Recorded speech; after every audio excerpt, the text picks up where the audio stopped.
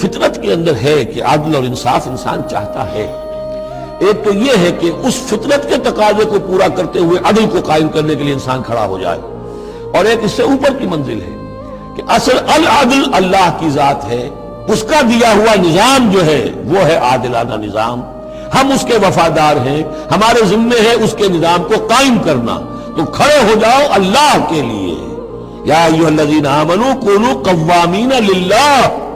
شہداء بالقسط۔ یہاں پر یہ اوپر کی منزل ہے جو بیان ہو رہی ہے کہ اصل میں یہ صرف فطرت انسانی کے تقاضے کے طور پر نہیں،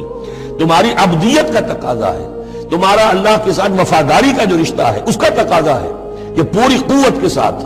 with all the emphasis at your command، جو بھی تمہارے پاس ذرائع ہیں، وسائل ہیں، ان سب کو لے کر، جو بھی آپ کے پاس قوت ہے اس سب کو جمع کر کے، اور آپ کھڑے ہو جائیں اللہ کے لیے۔ کھڑے ہو جائیں اللہ کے لیے چے معنی دار، اللہ کے لیے کھڑے ہونا